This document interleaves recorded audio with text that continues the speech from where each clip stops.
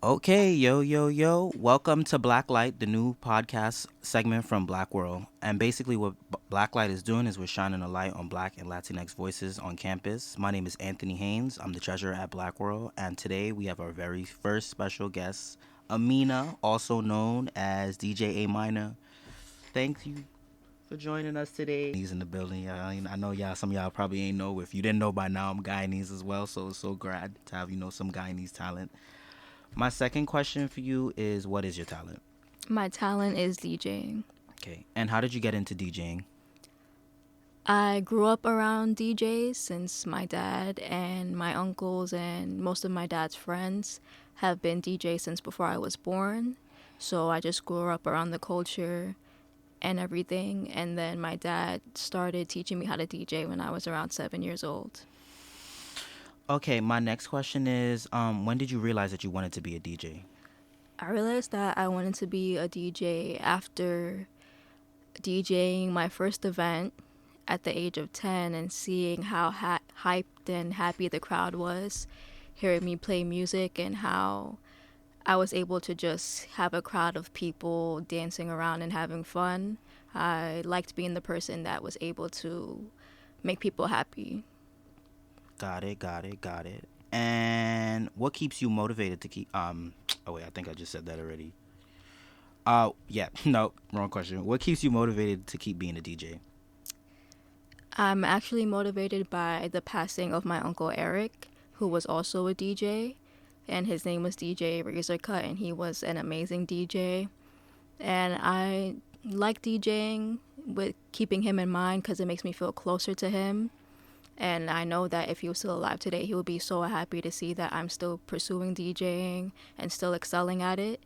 And it also allows me to be closer to my dad as well, since we do a lot of events together and we practice together.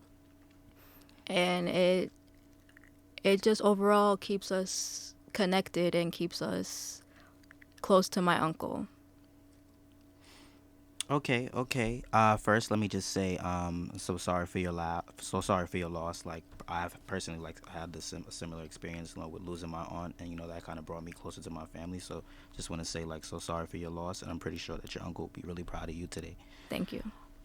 So given that, Stony Brook is only 6% black and, the black and Latino population as compared to Asian and white, it's a very small population. What were some personal setbacks of being, a DJ on campus that you face? Honestly, one of the biggest setbacks is trying to balance schoolwork and DJing because it's a hobby that you have to put a lot of time into because it involves a lot of muscle memory and just memory in general. So if you go a long time without practicing or looking at your playlist, you're going to forget. So you have to put that time into it. And at the same time, that's taking time away from your studies. So you sort of feel like whenever you're practicing DJing that you should be studying or you should be doing an assignment. So it is hard to sort of balance schoolwork and hobbies in general, and with DJing, it is difficult to balance. Got it, got it. Y'all hear that? Please be thankful to y'all DJs. Please be thankful for the DJs, because I know some of y'all be ungrateful. Y'all be, DJ needs to... First of all, the DJ guy, you see this, it's an art behind it. I hope y'all recognize that and be more grateful. Okay, and so that leads me to my next question. How has your cultural identity or has inspired you to express yourself? Well, I have a few different cultural identities.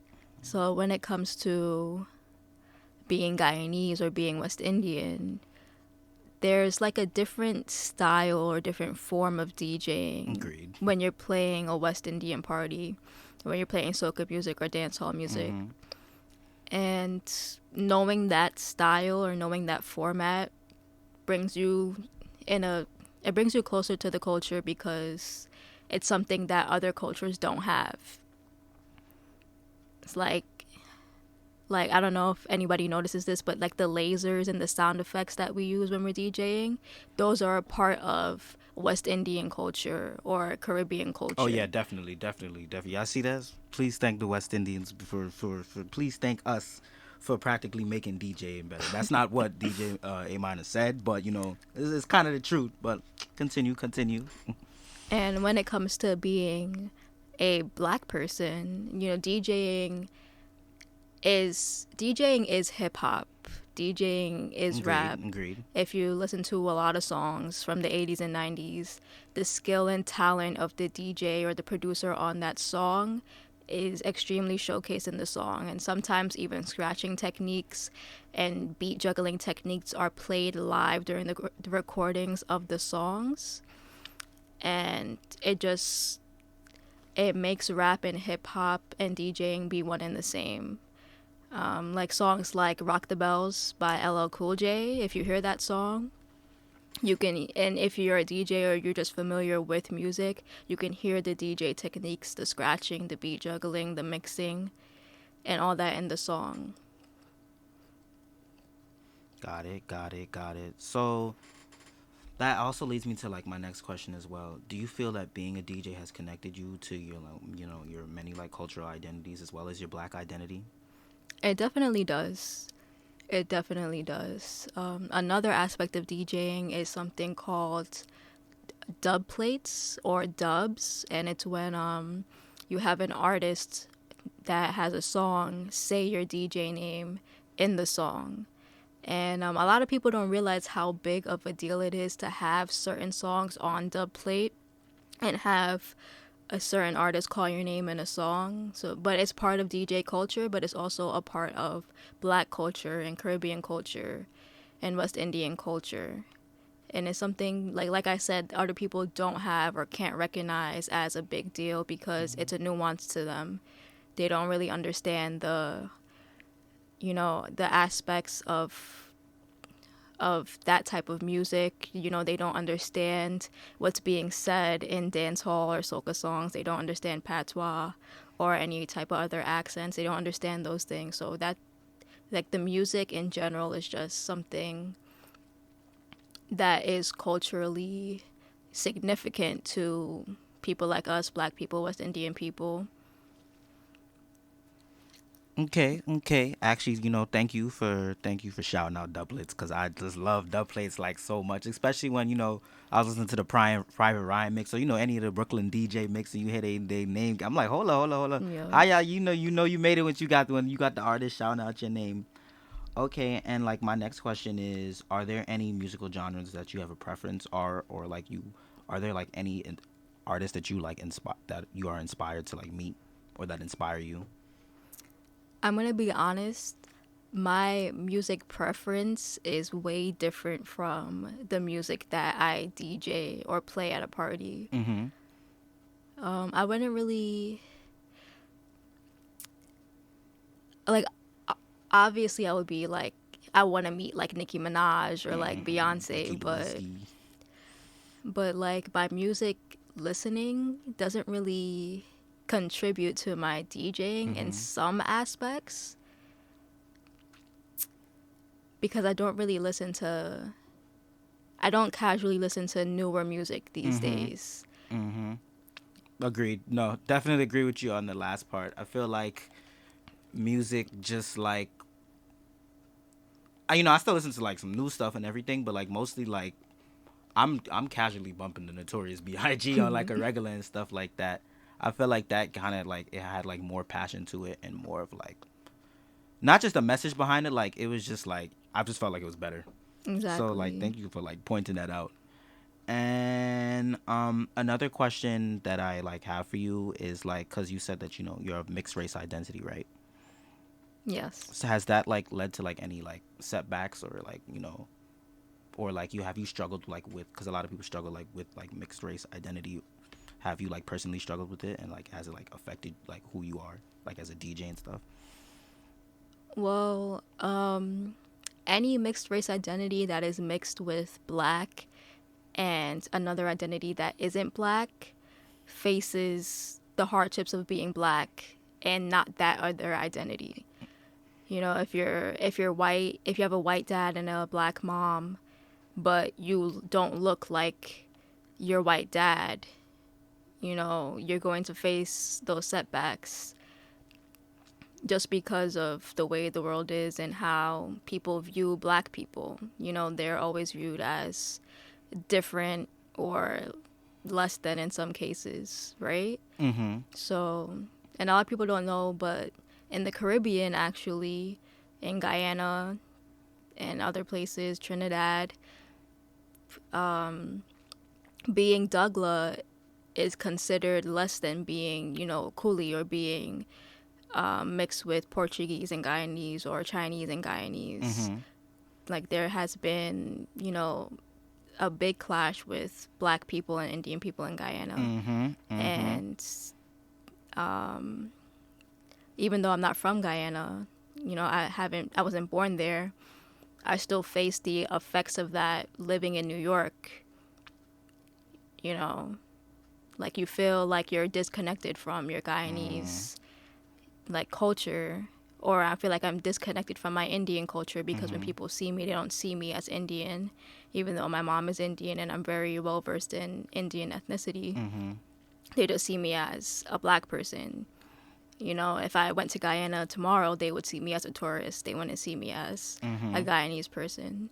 So there's always going to be setbacks as a biracial person or a mixed race person that you just have to not overcome, but I don't feel like I had to overcome it, but I had to embrace my blackness rather than try to feel closer to my Indianness. Mm-hmm. Because my blackness is beautiful and my blackness is strong and black culture is strong. Amen. And the world wouldn't be, America, music wouldn't be anything that it is today without black people. Oh yeah, black people are the blueprint. We are the cultural, like, I guess we could say, like, the stepping stone. The, like, there's multiple terms here because it's like, especially when it comes to diversity as well.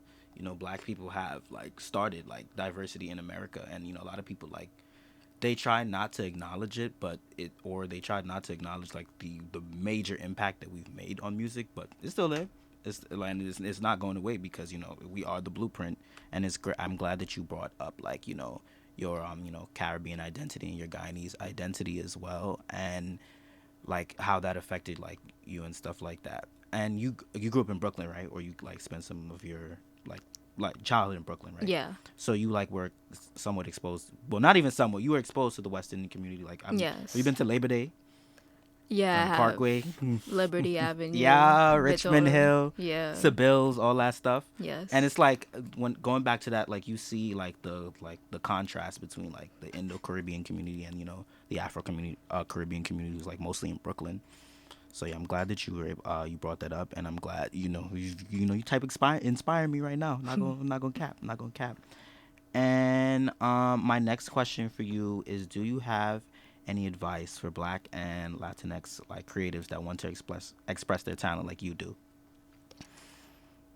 The piece of advice that I would give is to not compare yourself to others, especially others that have more privilege than you, because, you know, I would be on Instagram or on social media and I would see another DJ with a $3,000 setup, you know, and I would, you know, have like a $300 controller that I'm practicing with. So there's always going to be somebody that's better than you, somebody that has more opportunity, but you have to put in the time and the effort and the work in order to get better at whatever you want to do. So if you see somebody else that's clearly, you know, like, might seem like they're doing better, or they have more money, or they're more noticed or more known, you just have to put in the time and the effort, because some people just, like, you know, if my dad wasn't a DJ and all my uncles weren't a DJ, I wouldn't be a DJ most likely. You know, some people just have the opportunity given to them. And if you're not the person that you had the opportunity given to them, don't compare yourself to those that did. Just stick with what you want to do and get better. Because I've been DJing for 11 years now, and I'm still not a master at it. I still have so much more to learn. I still have so much more to do. in terms of DJing, and things just take time. And unfortunately, things also take money. So if you don't have the money or the funds to do something, just find a cheaper alternative and just stick with it and keep striving and keep trying to excel until you do like have your come up, and then it's easy for you now.